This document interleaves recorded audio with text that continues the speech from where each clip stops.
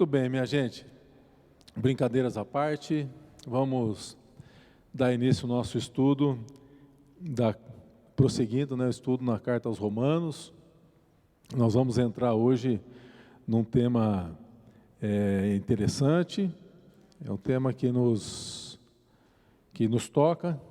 Vamos falar sobre a justificação, o caminho da justificação, e nós vamos falar basicamente dois pontos: como que a justiça de Deus se revela, e falar um pouco acerca da Abraão e a justiça de Deus, e como que isso implica para o ser humano. Ô Ronaldo, eu quero falar com você. Entra aqui, a Lourdinha quer falar com você, eu também. E como que, já denunciei ele,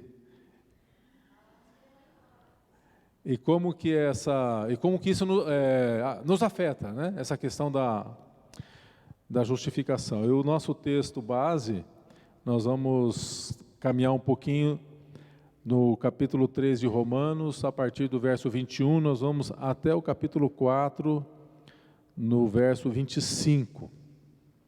Então nós vamos começar a ler por porções, para não ficar uma leitura muito pesada, e vamos comentando um pouquinho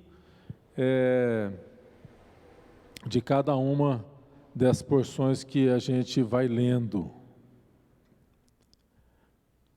O texto base, o versículo base aqui do nosso estudo está em Romanos 3, 23 e 24, onde diz: pois todos pecaram e carecem da glória de Deus, sendo justificados gratuitamente por sua graça, mediante a redenção que há em Cristo Jesus.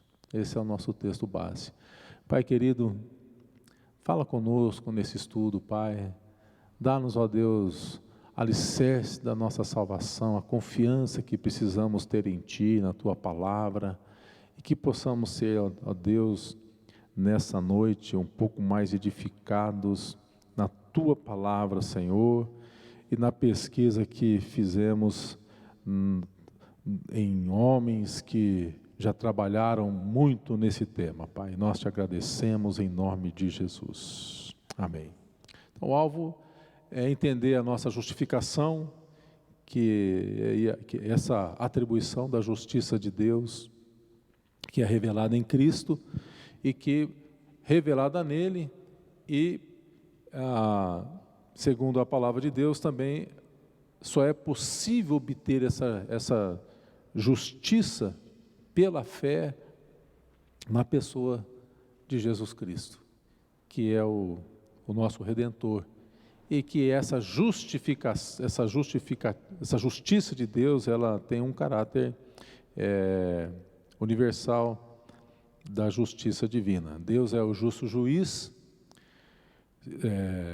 sobre toda a humanidade que foi corrompida pelo pecado original, pelo pecado de Adão. Então todos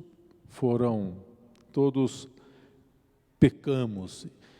E é muito interessante, eu estava ouvindo esses dias mesmo, bem recente, sobre por que a Bíblia diz que o pecado entrou por um homem, e por que Jesus não tem pecado, nasceu sem pecado, porque Jesus não foi gerado, ele foi gerado pela mulher, e o pecado não foi atribuído à mulher. A entrada do pecado no mundo foi atribuída ao homem, porque ao homem foi dito, a ordem foi dada a ele, e a responsabilidade era dele. Por isso o homem pecou, e todos nós que somos filhos de Adão, herdamos a natureza que vem do homem, e a ele é atribuído. Jesus nasce sem pecado, porque ele não tem o gene de Adão, do ser humano, homem Adão. Jesus, ele é concebido do Espírito Santo e da mulher, filho da mulher. Então Jesus, ele é concebido sem pecado. E, no entanto, ele se faz pecado por todos nós. Na lição anterior, que o Marcos ministrou, ele falou, o estudo foi como Deus julga e por que não há nenhum homem que pode se encontrar isento de responsabilidade com relação ao pecado. Então, só reforçando aqui, por quê? Porque nós herdamos isso do nosso pai, de Adão, que é o nosso pai, né? Então, e todos, né, judeus e gentios, se encontram na mesma condição.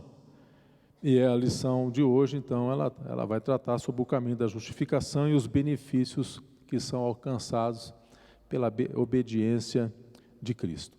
Então, o primeiro ponto, são 2 pontos apenas. Primeiro ponto, nós vamos caminhar um pouquinho, como que a justiça de Deus se revela. Então, Romanos 3:21 diz, cadê o nosso... Tá bom, não vai passar ali agora, mas daqui a pouco vai. Romanos 3:21, mas agora sem lei se manifestou a justiça de Deus testemunhada pela lei e pelos profetas. Então Deus, Ele age de acordo com a sua natureza santa, não é, e justa, e por isso a transgressão do ser humano precisa ser punida. Porque Deus, Ele é um Deus justo e Ele não pode deixar de punir a transgressão. Então, de Romanos, essa porção da palavra, que a gente vai trabalhar um pouquinho hoje, o apóstolo Paulo, ele revela como que essa justiça foi aplicada, como que ela é aplicada àqueles que creem em Jesus Cristo. Então, primeiro, a justiça de Deus, ela é fruto de uma promessa.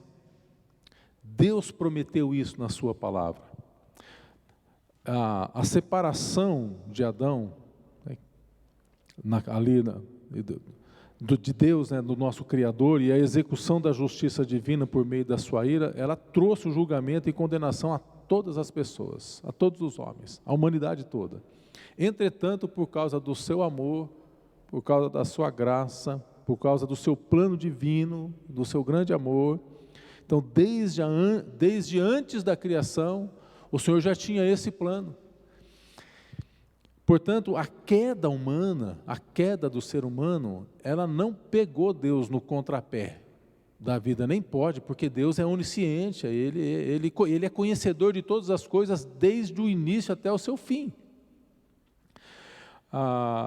Então, tem outros textos que registram isso, né? Mas em 1 de Pedro 1:20, diz o seguinte, nós lemos o seguinte: conhecido com efeito antes da fundação do mundo, porém manifestado no fim dos tempos por amor de vós. É o que o apóstolo Pedro diz.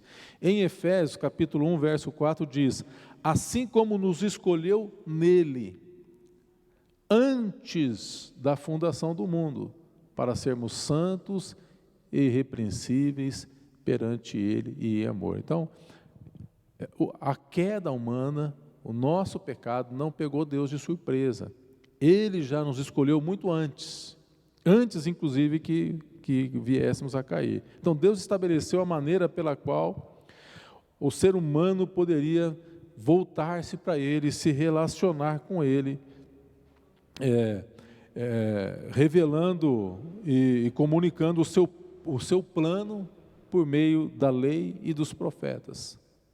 Inicialmente, através da palavra, né? Quando fala lei e os profetas, é uma referência às Escrituras. A promessa, ela contava da justificação do ser humano, que no tempo certo, como a palavra diz, né? Jesus vem na plenitude dos tempos, né? No tempo certo, ele colocaria, o ser humano, colocaria essa confiança no Criador, essa fé, porque a justificação vem por meio da fé. Então, Champlin, ele comenta o seguinte, ele diz assim: temos aqui a justiça que procede de Deus, que pessoalmente apareceu na pessoa de Cristo, o qual é a nossa justiça e que é transmitida ao crente por amor a Jesus Cristo. A justiça do Pai, a justiça de Deus é transmitida ao crente, aquele que crê, por amor ao Filho, por amor a Jesus Cristo, quando do ato da justificação pela fé. Essa justiça é independente da lei. Contudo, Champlin vai dizer, ela é autenticada pela lei e pelos profetas, pela palavra de Deus. Ela é livremente outorgada ao crente. Contudo, é livremente outorgada ao crente. É livre, é free. No entanto, ela é inteiramente paga pelo preço da redenção em Jesus Cristo. Não nos custa. A salvação, a gente diz, é pela graça. Mas isso não significa que não teve um preço por ela. Foi pago um preço. E essa justiça, o Senhor nos atribui por amor ao Filho. Por amor ao Filho.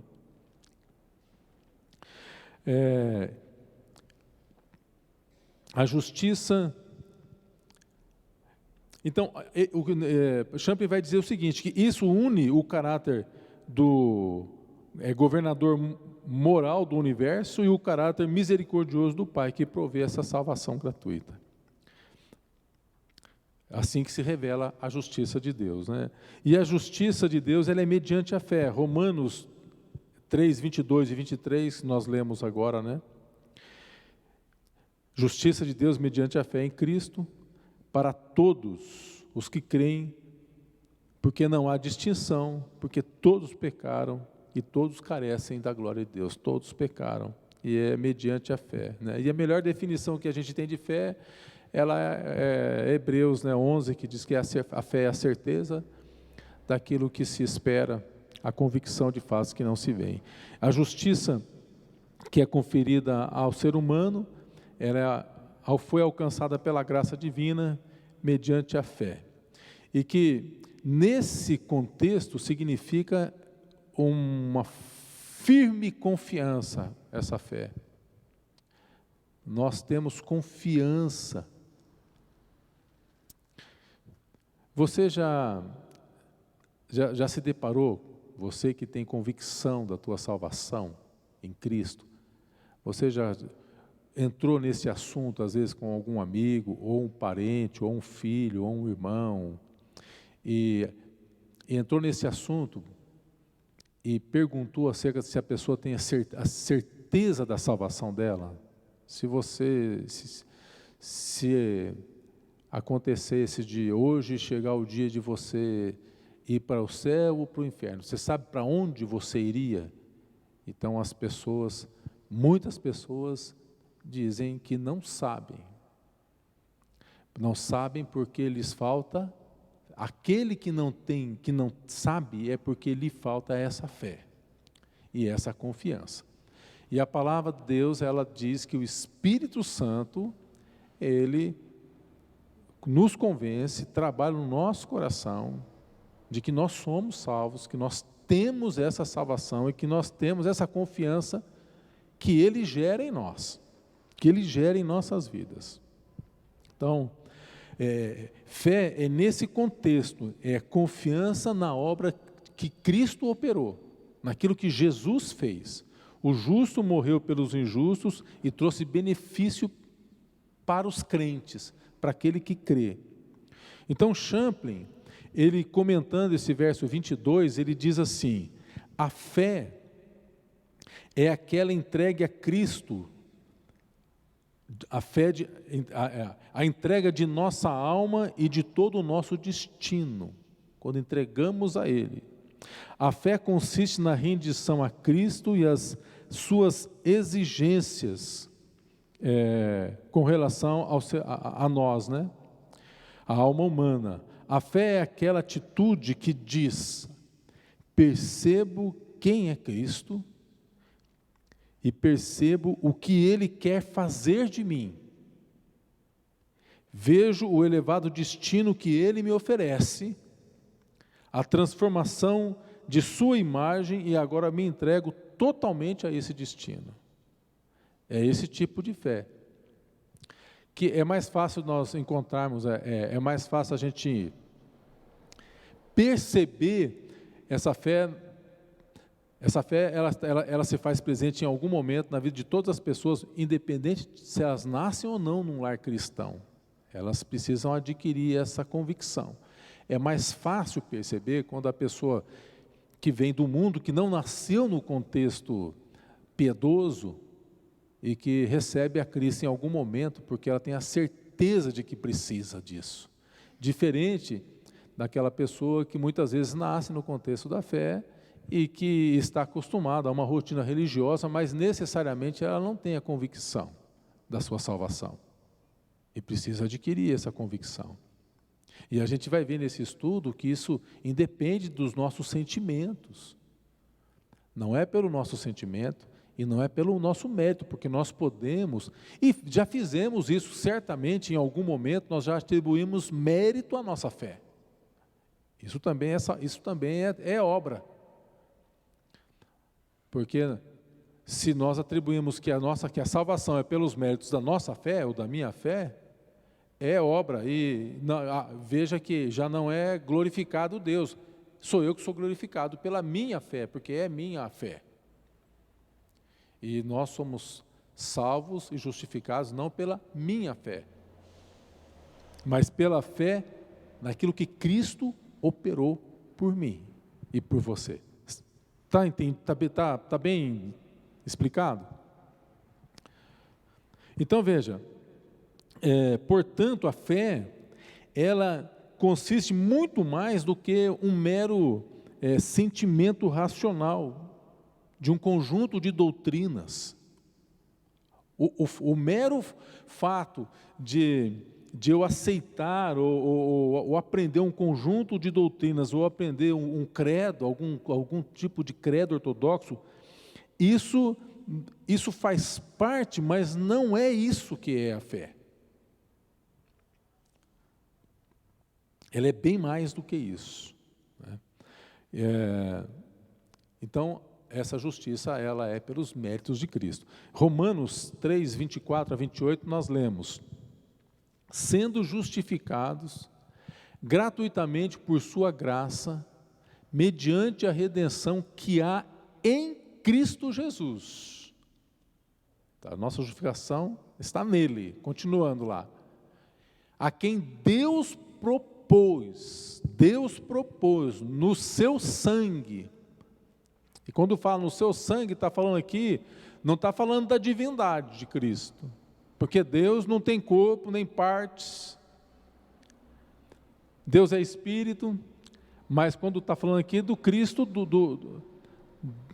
do homem Jesus, que assumiu a nossa natureza 100% dela, Ele propôs no seu sangue como propiciação, mediante a fé, para manifestar a sua justiça, por ter Deus, na sua tolerância, deixado impune os pecados anteriormente cometidos.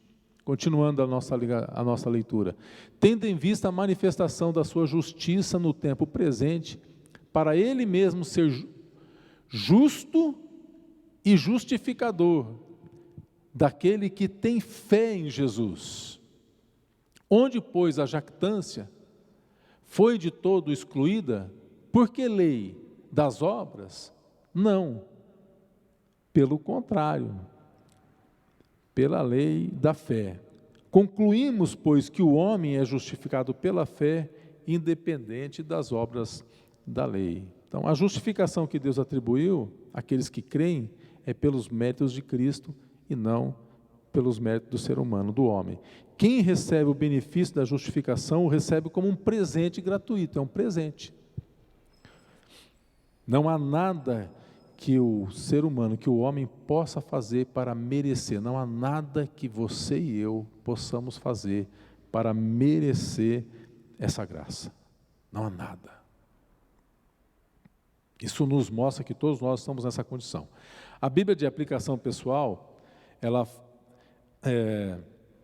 comentando o verso 24, da justificação gratuita, ele diz o seguinte: Paulo explicou que Deus, por sua graça, Ele pôde declarar-nos inocentes. E ele explica, termo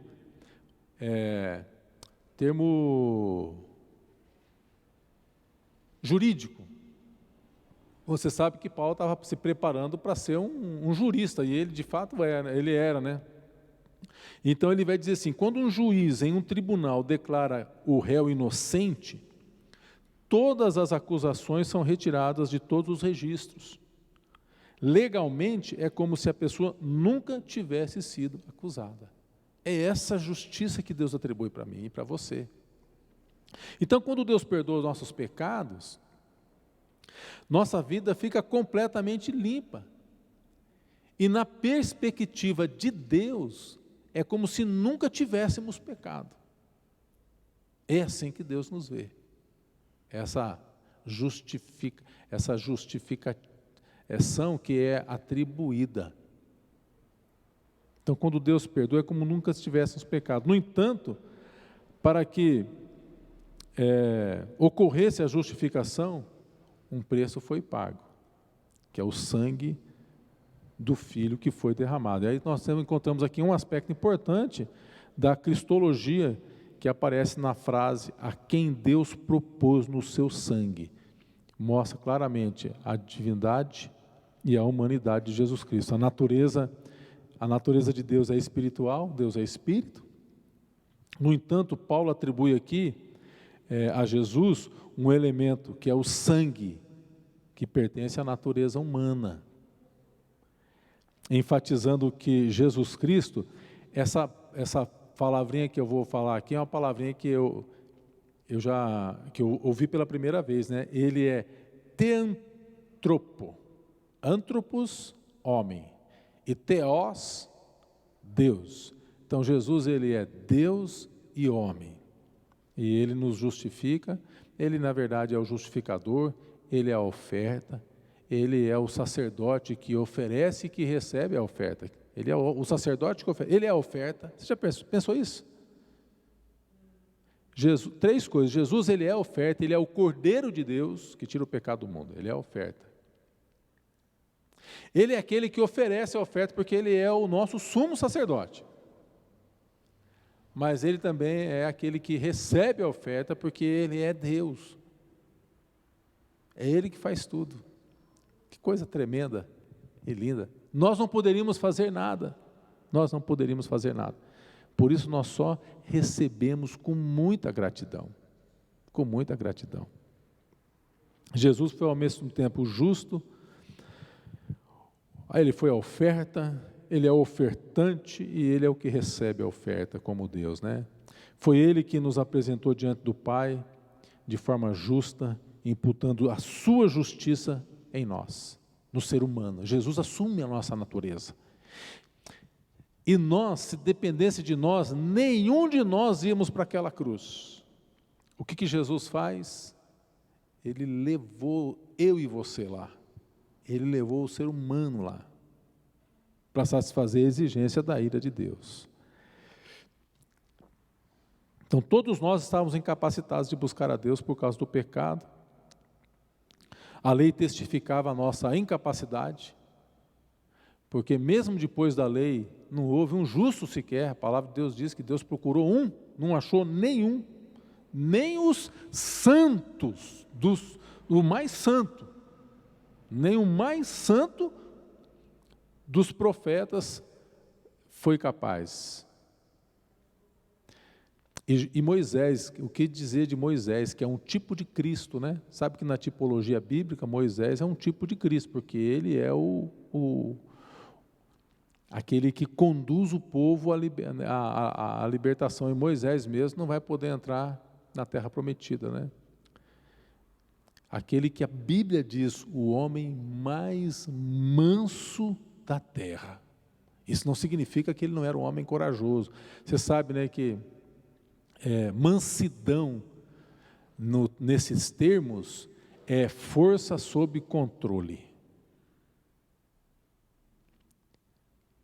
Força sob controle. Uma vez eu levei um golpe de judô de um sujeito bem manso. Eu era bem arisco, bobão, gostava de ficar provocando, e tinha um sujeito que era bem manso mesmo. E do nada, assim, ele me deu um lance de judô lá, e eu fiquei bem quieto. A gente acha, olha, né? E julgamos mal, né? Podemos olhar para Moisés e julgar mal Moisés, quando a palavra diz que ele era bem manso, que ele não era corajoso, porque ele é para encarar o Moisés e para conduzir todo aquele povo. Chegou um momento que ele perdeu a cabeça, né? E aí Deus falou assim, está vendo? Agora você também não vai entrar na terra, você vai só contemplar a terra que eu prometi sob juramento. E a justiça de Deus, ela, voltando aqui para o nosso estudo, que é independente da lei, né? A justiça de Deus, ela tem uma conotação universal. Romanos 3, 29 a 31, nós lemos o seguinte: é porventura Deus somente dos judeus? Paulo está trazendo aqui uma pergunta e tentando esclarecer, trazer uma dúvida provável que subiu aqui no coração da igreja ali em Roma. É porventura Deus somente dos judeus? Não é também dos gentios? Ó, a pergunta, deve ter algum, por que Paulo está fazendo? Deve ter surgido algum problema ali. E ele responde, sim, também dos gentios, visto que Deus é um só, o qual justifica por fé o circunciso mediante a fé e o incircunciso. Ele justifica os dois, né? Anulamos a lei, então, por isso? Ele diz, não, de maneira nenhuma, nós cumprimos a lei. Então, Paulo, ele trata aqui sobre a questão da salvação universal, porém, ele não quer dizer que todos serão salvos. Ele simplesmente está dizendo que a salvação é acessível a todos.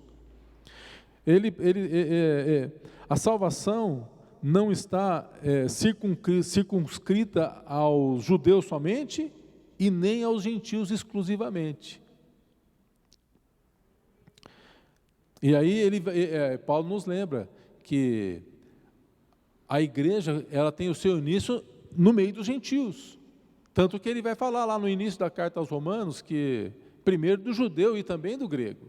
Paulo está escrevendo para uma igreja gentílica e que teve seu início ali provavelmente com judeus que haviam sido dispersos, judeus que moravam em Roma, lá com aquela experiência do Pentecostes, né, onde muitos começaram a falar em outras línguas, que eram línguas do mundo conhecido. Eles tiveram aquela experiência tremenda. Estamos ouvindo falar aqui da glória de Deus e das grandezas de Deus. Aquelas pessoas que vieram para o Pentecostes, depois elas voltam para suas regiões, era onde todos desciam mesmo para Jerusalém, e essas pessoas levam a sua experiência. E nós dissemos isso aqui no nosso estudo, que bem provável que a igreja de Roma não tenha sido fundada, embora algumas tradições apontam para Paulo ou Pedro, não foi fundada nem por um nem por outro, porque Paulo mesmo fala, eu desejo visitar, tenho ouvido falar de vocês. Então Paulo não foi o fundador, tampouco Pedro, porque teve um momento ali que na discussão entre Pedro e Paulo, que fica muito claro que Pedro seria o apóstolo dos judeus e Paulo o apóstolo dos gentios, mas de quem é que foi o fundador daquela igreja? O fundador daquela igreja foi o Espírito Santo, que através daquelas pessoas comuns, isso nos faz pensar, gente, que a gente pensa muitas vezes que só uma pessoa que tem a credencial, que é um teólogo, ou um pastor, ou um bispo reconhecido, que pode fazer a obra. Aquela obra não começou com nenhum pastor, com nenhum apóstolo, com nenhum discípulo, com nenhum bispo, foi uma obra que aconteceu com aquelas pessoas que tiveram uma experiência ali na descida do Espírito Santo, e que levaram a sua experiência em um grupo de cristãos. Você pode imaginar? Eles estão voltando agora, caravana, lembra? Eram caravanas, não é cada um pegava o seu carro e ia dirigindo, não, era caravanas. A viagem demorava dias, e aquele povo na caravana teria que parar, teria que fazer as suas refeições, e provavelmente tinha muita conversa, bate-papo. E ali, você teve também aquela experiência? Eu tive, tal. Então talvez um grupo ali, afins da experiência, começaram a se reunir, e surge a igreja, e essa igreja, ela surge ali. Então a salvação não é a obra exclusiva nem para um nem para outro, né? gradativamente os gentios acabam sendo alcançados em todas as suas etnias, porque Jesus diz, inclusive, que o evangelho do reino será pregado a todas as nações, e o termo nações é etnos, né? E o apóstolo Paulo, ele usa aqui o termo circuncisos, quando ele se trata dos judeus, e incircuncisos, referindo-se às outras etnias, ambos alcançando a salvação por meio da fé. A boa nova da salvação é para todas as pessoas, em toda a parte da terra. A lei não se torna nula por causa da fé, ela aponta para o cumprimento da promessa. Mas a Bíblia de aplicação pessoal, ela faz um comentário aqui acerca do verso 31, quando, Paulo está falando ali, é somente dos judeus, também dos gentios, de maneira nenhuma e tudo mais. Então a Bíblia de aplicação pessoal, ela vai dizer o seguinte: Paulo está esclarecendo o mal entendido entre cristãos judeus e cristãos gentios de Roma. Ele vai dizer assim, qual que era o questionamento dos judeus? Eles perguntam, será que a fé seria contrária, então, tudo aquilo que o judaísmo prega? Será que anularia as escrituras, colocando um ponto final nos nossos costumes, mostrando que Deus não age por nosso intermédio? Então Paulo responde, absolutamente não. Porque Paulo vai dizer o seguinte, quando nós entendemos o caminho da salvação pela fé em Cristo, então nós vamos entender melhor a própria experiência desse povo judeu, sabemos que porque Abraão foi escolhido, e a lei, antes da lei, Deus ele agiu de forma pacientemente também com todo Israel que cai e volta e tudo mais. Então a gente vai acabar entendendo melhor esse relacionamento de Deus com o seu povo. E é o relacionamento, gente, vamos falar a verdade, é o relacionamento que Deus tem conosco hoje também. É o relacionamento que Deus tem conosco. Porque esse povo, quando a gente olha para esse povo, quando a gente lê a história dele, se você já leu alguma saga, alguma história desse povo, e você vê Deus fazendo prodígio, Deus fazendo sinais, Deus fazendo maravilhas, e lá eles dizendo assim, e o povo deu as costas para o Senhor, abandonou o Senhor. A gente fica, não sei você, mas quando eu li eu ficava assim, como que pode, como é que pode abandonar? Mas não é muitas vezes o que a gente faz, com algumas atitudes nossa. E Deus, assim como teve paciência com eles, Deus tem paciência com a gente também. E isso é a graça. A gente consegue encontrar graça ali também, não é? O Antigo Testamento, inclusive, ele é a sombra da graça. Onde o Novo se cumpre a graça. Então, da mesma forma, a lei reflete esse caráter puro, santo, justo do nosso Senhor, né? Você consegue perceber isso, né? O significado dessa justiça de Deus. E o segundo ponto da nossa... Alguma pergunta até aqui? Para a gente poder tentar... Pode fazer a pergunta, Valéria.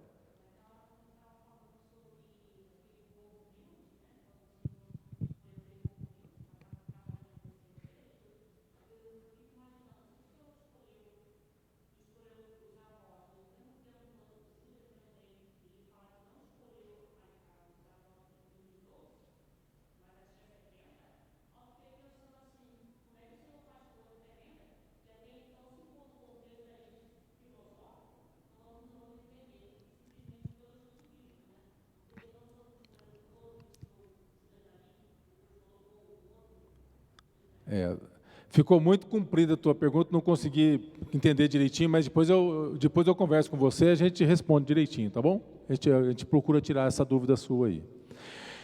Vamos falar um pouquinho sobre Abraão aqui e a justiça de Deus. Então, mesmo após terem passado 2000 anos da abolição da lei pela morte de Cristo, a igreja cristã, aqui, essa parte é uma parte importante, gente. A igreja, mesmo depois de 2000 anos da morte, de Jesus, abolição da lei pela morte de Cristo, a igreja ainda tem sérios problemas quanto à prática ou não da lei como forma de justificação. E a gente vê isso, a gente percebe isso.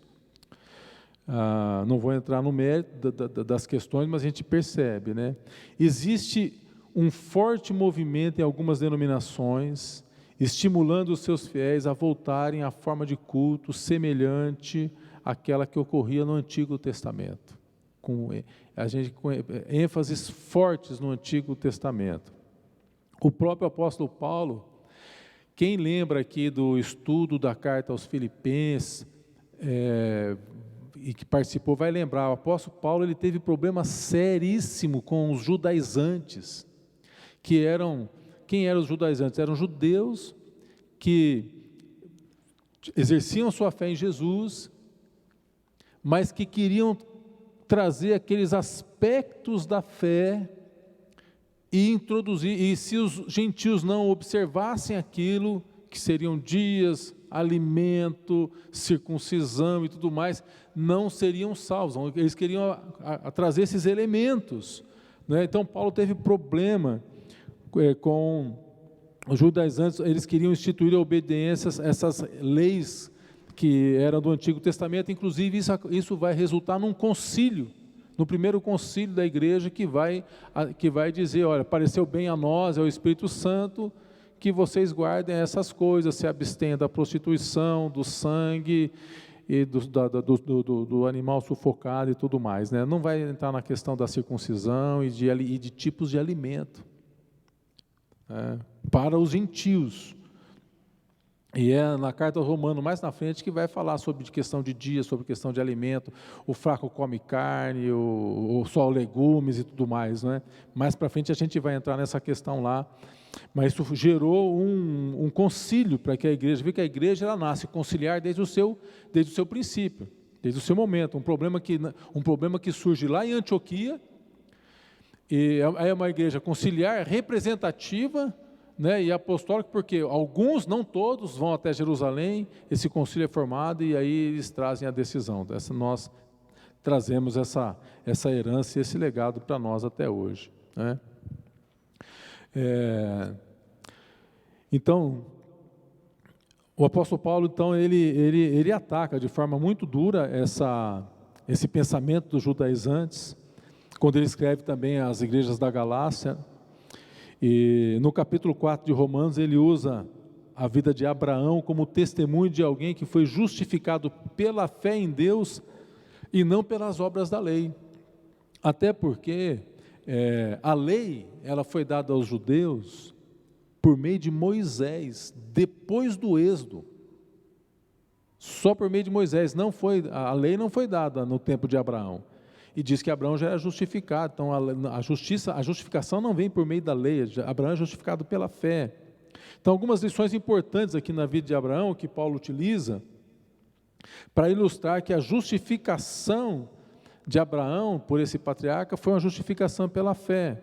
Então, veja o que nós lemos aqui no capítulo 4 de Romanos, dos versos 1 até o verso 8, porque a justificação pela fé, ela vai glorificar a Deus. Então veja lá, que pois diremos ter alcançado Abraão, nosso pai, segundo a carne? Porque se Abraão foi justificado por obras, tem de se glorifiar, porém não diante de Deus. Pois o que diz a Escritura? Abraão creu em Deus e isso lhe foi imputado para a justiça. Ora, ao que trabalha, o salário não é considerado como favor, e sim como dívida. Mas ao que não trabalha, porém, crê naquele que justifica o ímpio, a sua fé lhe é atribuída como justiça. E é assim também que Davi declara ser bem-aventurado o homem a quem Deus atribui justiça independente de obras. Bem-aventurados aqueles cujas iniquidades são perdoados e cujos pecados são cobertos. Bem-aventurado o homem a quem o Senhor jamais imputará pecado. Então, ao contrário do que o homem espera, a justificação pela fé, ela exalta Deus e o seu propósito de salvar o perdido. O foco está em Deus e não no homem. Abraão acreditou na palavra do Senhor e isso é o que foi suficiente para que ele recebesse justificação, e essa veio da fé. Abraão foi justificado pela fé. E a Bíblia de aplicação pessoal, ela sobre essa porção, ela nos traz um comentário bem interessante. Ela diz o seguinte, e esse é um comentário para trazer assim, um pouco de alívio para o nosso coração.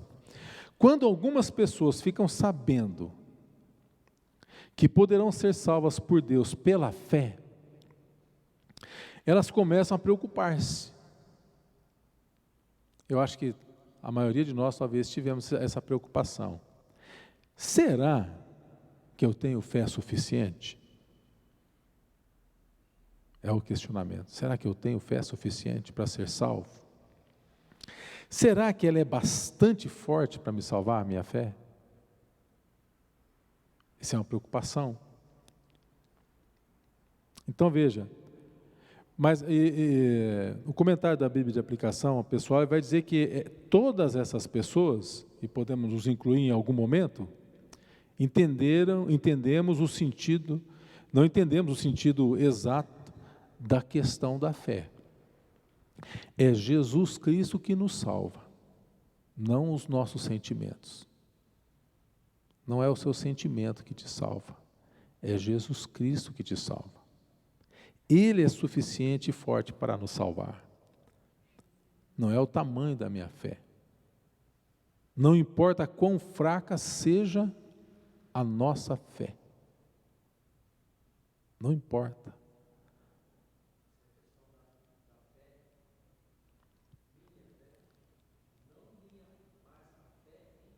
É a fé em Cristo, e é fé naquilo que Ele operou, não é o tamanho da minha fé. Gente, porque veja bem, vamos só fazer uma comparação. Hoje, atualmente, nós temos subsídios que explicam a fé, que explicam a graça, que explicam a salvação, mas mais do que esses homens tinham naquela época. Então, aquelas pessoas, como é que aquelas pessoas seriam salvas se dependessem da fé deles, do conhecimento deles, do esclarecimento deles? É tudo pela fé, e não pela fé neles, não pela minha fé. É por fé, mas é pela fé naquilo que Deus fez. É pela fé dele, não importa quão pequena. Não tem algumas passagens que dizem: Senhor, me ajuda na minha incredulidade, me ajuda na minha pequenez, da minha fé. Então não foi por meio do esforço humano, pois se fosse assim, Abraão teria de gloriar-se nele mesmo. Pode perguntar.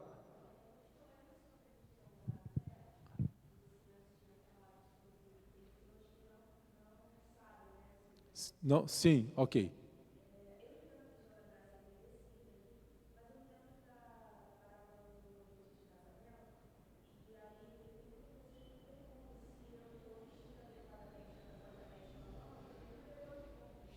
Ah, tá. Porque na parábola das virgens lá, não é? Ah, do banquete, se está vestido adequadamente. Tá. Tá bom. Também é uma ilustração, né? É uma ilustração. Deixa eu ver como é que eu posso tentar tirar a tua dúvida aqui. Só o fato da nossa preocupação, porque é quase a mesma preocupação, né? Será que se eu estou vestido adequadamente? Esse vestido adequadamente, essa vestimenta é uma vestimenta espiritual, não é uma vestimenta, não é essa minha vestimenta, é espiritual. Né? Essa é a veste branca que o Senhor atribui a nós. E isso acontece por ocasião que nós recebemos a Cristo e confiamos naquilo que Ele fez por nós. O Espírito Santo, ele diferente de algumas tradições que ensinam que depois de crente, depois que a pessoa tem que buscar o Espírito Santo, sendo que o Espírito Santo já vem com o pacote completo. E Ele que nos ensina, a unção que permanece em nós, que é o Espírito, Ele que nos ensina. E nós precisamos entender que a obra de Deus, nós vivemos entre o já e o ainda não. Embora Cristo já nos vê assim, embora Deus já nos vê não nos imputando pecado nenhum, isso não significa que nós ainda não pecamos e que isso exige um processo. Estamos nesse processo de santificação e de acordo com as experiências que nós vamos vivendo, experiências cristãs, de livramento que nós vamos vivendo, isso vai gerando em nós aos poucos, vai formando em nós aos poucos.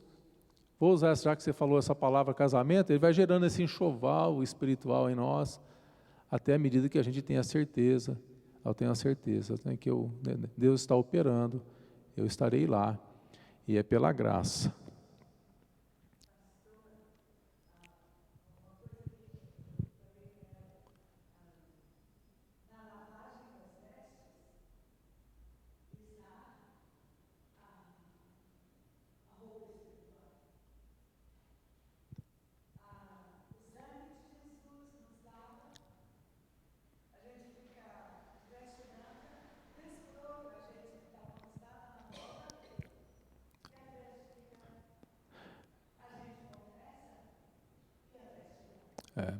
Tem o livro do John Bunyan, ele vai ilustrar bastante para a gente essa nossa luta que a gente tem, né? Mas o peregrino, ele tem fé, passa por muitas lutas, e ele chega à cidade celestial com o certificado dele. Enquanto algumas pessoas tentam chegar lá, não têm o certificado, não entram, né? Também vai ilustrar um pouco isso. Então, veja bem, voltando aqui, a justiça que é imputada a Adão pela fé, ela é 400 anos antes da lei. A Bíblia de aplicação pessoal, ela, comentando esses versículos, ela diz o seguinte: os rituais da circuncisão não trouxeram recompensa para Abraão. Ele já havia sido abençoado muito antes que a cerimônia fosse introduzida. Paulo respondendo, né? Abraão se tornou agradável a Deus pela sua fé, antes mesmo de ter sido circuncidado. Ele está tentando responder aqui aos judeus que está falando aquilo lá, não é? O texto de Gênesis, lá 12, no chamado de Abraão, relata que quando Deus o chama, Abraão tinha 75 anos. A circuncisão foi instituída só quando ele tinha 99, que foi instituída a circuncisão. Então, o que isso nos ensina? Que cerimônias e rituais, importante entendermos isso, que cerimônias e rituais são como um memorial da nossa fé, para ensinar, primeiramente para ensinar os novos que estão chegando, os jovens, os novos crentes que estão chegando, mas nós não devemos pensar que esses rituais e essas cerimônias nos outorgam algum mérito especial perante Deus. Eles são apenas sinais exteriores de algo que Deus já está fazendo dentro da gente, dentro de nós. Se nós olharmos para o ladrão na cruz, nós vamos ver isso. Ele não passou por nenhum tipo de cerimônia, nem batismo, nem nada. O foco, então, portanto, está na fé. Senhor, ele reconheceu, Senhor, a fé naquele que podia, lembra-te de mim quando entrares no teu reino. E aquela fé foi suficiente para salvar aquele, enquanto o outro ainda continuava duvidando e tudo mais, né? A circuncisão, então, era apenas uma marca externa daquilo que Deus havia efetuado no interior de Abraão. Assim como o batismo, o nosso batismo, ele é um sinal externo de uma fé interna, um sinal visível de uma fé invisível. A circuncisão era um sinal visível, uma marca de uma fé invisível que se encontrava dentro do coração daquele homem. Os judeus, eles se gloriavam de que eram filhos de Abraão, e eles não entendiam que a filiação espiritual era mais importante do que a filiação natural. Então, o apóstolo Paulo, ele vai tentar explicar aqui em Romanos capítulo 4, a partir do verso 13, ele vai dizendo então que não foi por intermédio de lei que a Abraão ou a sua descendência coube a promessa de ser herdeiro, mas sim mediante a justiça da fé. É isso que ele vai esclarecer, né? A lei Então, para Paulo, ele vai dizer que a lei sempre foi limitada e enferma, incapaz de conduzir o homem à justificação e trazer qualquer benefício. Abraão não foi justificado por ela. Primeiro porque ela não existia, pelo menos não na forma escrita. A promessa dada a Abraão, ela seria anulada se a justificação fosse alcançada pelos méritos da lei. Pois pela lei, o que desperta é a ira de Deus sobre o ser humano, porque ninguém pode ser justificado perante a lei. Então Deus faz a promessa a Abraão e Abraão acreditou, Deus prometeu que ele seria pai de muitas nações, e mesmo impossibilitado fisicamente, porque não tinha filho, a esposa não tinha filho, ele acreditou na promessa. E apesar das dificuldades, Abraão aceitou a promessa que foi feita pelo Senhor. Ele estava plenamente convicto de que Deus era poderoso para cumprir aquilo que havia prometido. Teve uma experiência com ele. E essa confiança se chama fé. A confiança de Abraão, ela teve nas promessas, a sua confiança na promessa do Senhor, até para os dias de hoje, porque Paulo vai falar, que ele é o pai da fé. A Bíblia, a aplicação pessoal, ele vai dizer o seguinte: uma mudança acontece quando aceitamos Jesus Cristo como nosso Salvador. Nós lhe oferecemos nossos pecados e Ele os perdoa e nos torna justos diante de Deus. Não há mais separação entre Deus e o homem. A ruptura causada pela queda, ela é desfeita pela morte e pela ressurreição de Jesus Cristo, que é um novo homem, que entra na ressurreição da vida, E por meio da sua ressurreição somos agraciados. E então Deus nos atribui a sua justiça. Então a fé fortaleceu a esperança de Abraão, deu a Abraão lições sobre os atributos de Deus,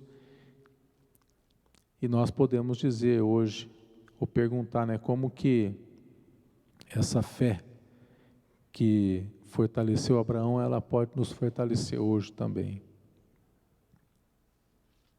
Que Deus nos abençoe, que o Senhor nos fortaleça,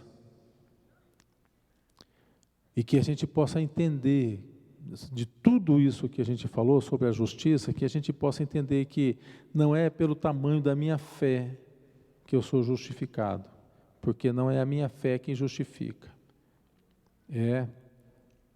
somos salvos, justificados por aquilo que Cristo fez. E se eu aceito e creio nisso, e percebo e recebo, eu sou justificado pela fé. A fé que o Senhor opera e trabalha dentro de nós, essa fé, na verdade, ela só vai nos fazer, através de um processo, adquirir confiança no Senhor. E aí, que a gente não gosta muito de falar, é que as provações são importantes. As provações são importantes, porque são através das provações, e veja bem, provação é importante, provação vem de Deus, e provação vem para o crescimento. Provação nunca vem para nos deixar mais fracos. Deus dá provação. Deus está me provando. Está provando mesmo, porque Ele quer que você cresça. Deus me aceita como eu sou. Deus não aceita como você é, não. Deus não nos aceita como a gente é, porque se Deus nos aceitasse como a gente ia tudo pecador para o céu. Deus não aceita como você é. Deus, Ele te recebe como você está, mas Ele entra num processo de transformação, de santificação, de justificação. Ele te justifica, Ele te imputa, esse nome feio esse aí, mas é de imputar. Ele imputa essa santidade, essa justificação, para que a gente chegue lá à imagem de Cristo perfeita. É Ele quem faz isso em nós. Que Deus te abençoe. Vamos orar ao Senhor. Obrigado, Pai, por esse tempo. Senhor, que essa palavra possa ficar e permanecer nos nossos corações, que nos ajude a crescer mais em Ti, a confiar mais no Senhor e a atravessar as provações, porque elas vêm da Tua parte para o nosso crescimento e para o nosso fortalecimento.